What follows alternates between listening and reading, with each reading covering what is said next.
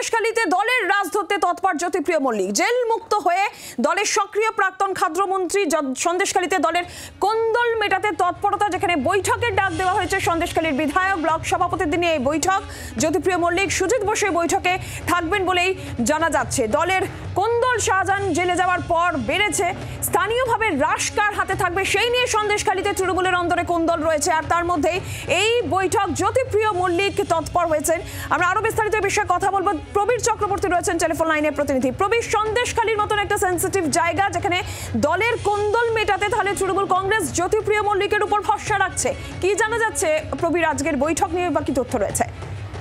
দেখো, সন্দেশখালীর অন্তর্দ্বন্দ্ব মেটাতে সক্রিয় জ্যোতিপ্রিয় মল্লিক এবং সুজিত বোস এই মুহূর্তে লেকটাউনের একটি বেসরকারি হোটেলে একটি বৈঠক চলছে গুরুত্বপূর্ণ, যেখানে সন্দেশখালীর বিধায়ক, সন্দেশখালীর ব্লক সভাপতিরা, পঞ্চায়েত সমিতির সভাপতি সমিতির সদস্যরা এবং অন্যান্য যারা নেতা তারা কিন্তু এই মুহূর্তে রয়েছেন এই বেসরকারি হোটেলে।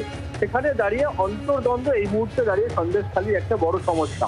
শেখ শাহজাহানের পরবর্তী সময় সন্দেশখালীর নিয়ন্ত্রণ কার হাতে থাকবে এই নিয়ে একটা নিজেদের মধ্যে লড়াই রয়েছে। পাশাপাশি দাঁড়িয়ে দুটো ব্লক সভাপতি, ব্লক 1 এবং ব্লক 2, এই দুই সভাপতির প্রতি কিন্তু স্থানীয় কর্মীদের, বেশ কিছু কর্মীদের অনাস্থা রয়েছে। তারা পছন্দ করছেন না দুই ব্লক সভাপতিকেই, এবং এই অন্তর্দ্বন্দ্ব অনেকদিন ধরে চলে আসছে। বিশেষ করে শেখ শাহজাহান জেলে যাওয়ার পর মুখ্যমন্ত্রী মমতা বন্দ্যোপাধ্যায় নিজে দুটো ব্লক সভাপতি ঠিক করে দিয়েছিলেন। সেই ব্লক সভাপতিদের নিয়ন্ত্রণে এখন চলছে সন্দেশখালী। কিন্তু প্রতিদিনের ঝামেলা, প্রতিদিনের অন্তর্দ্বন্দ্বে কার্যত সন্দেশখালীতে জেরবার তৃণমূল কংগ্রেস। সেই দ্বন্দ্ব মেটাতেই আসলে জ্যোতিপ্রিয় মল্লিক এই মুহূর্তে তিনি বৈঠক করছেন একটি বেসরকারি হোটেলে, যেখানে রয়েছেন সুজিত বোস। স্বাভাবিকভাবে এই বৈঠকে মীমাংসার পথ খোঁজার চেষ্টা হবে। সামনে বিধানসভা নির্বাচন রয়েছে, তাই কোথাও কোনো দলের অন্তর্দ্বন্দ্ব রাখতে চাইছে না তৃণমূল শীর্ষ নেতৃত্ব।